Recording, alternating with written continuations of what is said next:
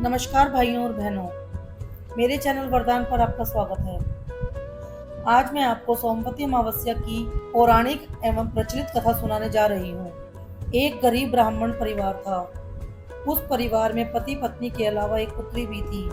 वह पुत्री धीरे धीरे बड़ी हो रही थी। उस पुत्री में समय और बढ़ती उम्र के साथ सभी गुणों का विकास हो रहा था।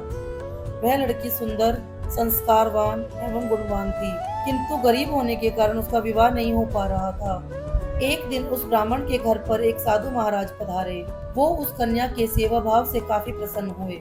कन्या को लंबी आयु का आशीर्वाद देते हुए साधु ने कहा कि इस कन्या की हथेली में विवाह योग्य रेखा नहीं है। विवाह योग्य न होने के बाद भी यदि इस कन्या का विवाह किया जाए तो यह विधवा हो जाएगी।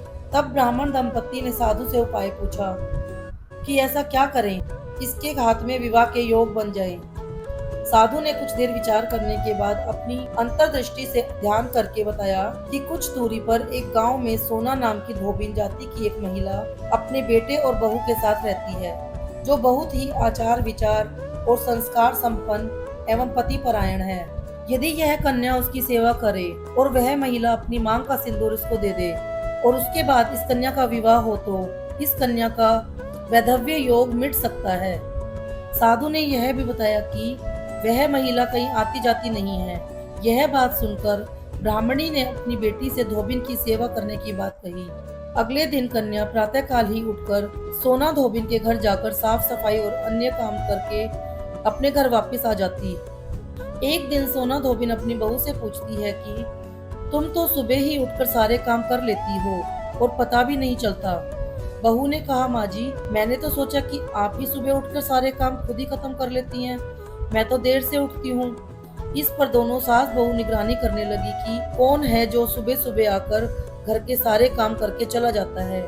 कई दिनों के बाद धोबी ने देखा कि एक कन्या मुंह अंधेरे घर में आती है और सारे काम करने के बाद चली जाती है।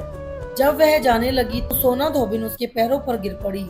पूछने लगी कि आप कौन हैं और इस तरह छुप कर मेरे घर की चाकरी क्यों करती हैं। तब कन्या ने साधु द्वारा कही सारी बात बताई। सोना धोबिन पति परायण थी, उसमें तेज था, वह तैयार हो गई। सोना धोबिन के पति थोड़ा अस्वस्थ थे। उसने अपनी बहू से अपने लौट आने तक घर पर ही रहने को कहा। सोना धोबिन ने जैसे ही अपनी मांग का सिंदूर उस कन्या की मांग में लगाया, उसका पति मर गया। उसे इस बात का पता चल गया।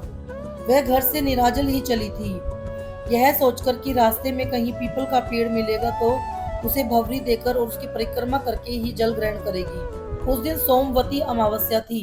ब्राह्मण के घर मिले पुए पकवान की जगह उसने ईंट के टुकड़ों से 108 बार भवरी देकर 108 बार पीपल के पेड़ की परिक्रमा की और उसके बाद जल ग्रहण किया। ऐसा करते ही उसके पति के मुर्दा शरीर में प्राण वापस आ गए। धोबिन का पति वापस जीवित हो उठा। इसलिए सोमवती अमावस्या के दिन से शुरू करके जो व्यक्ति हर अमावस्या के दिन भवरी देता है उसके सुख और सौभाग्य में वृद्धि होती है। पीपल के पेड़ में सभी देवों का वास होता है। अतः जो व्यक्ति हर अमावस्या को न कर सके वह सोमवार को पड़ने वाली अमावस्या के दिन 108 वस्तुओं की भवरी देकर गौरी गणेश जी का पूजन करता है, उसे अखंड सौभाग्य की प्राप्ति होती है। ऐसी प्रचलित परंपरा है कि पहली सोमवती अमावस्या के दिन धान, पान, हल्दी, सिंदूर और सुपारी की भवरी दी जाती है। उसके बाद की सोमवती अमावस्या को अपने सामर्थ्य के अनुसार फल, मिठाई, सुहाग सामग्री, खाने की सामग्री इत्यादि की भवरी दी जाती है और फिर भवरी पर चढ़ाया गया सारा सामान किसी सुपात्र ब्राह्मण, ननद या भांजे को दिया जा सकता है। शिव शंकर भगवान की जय, माता पार्वती की जय।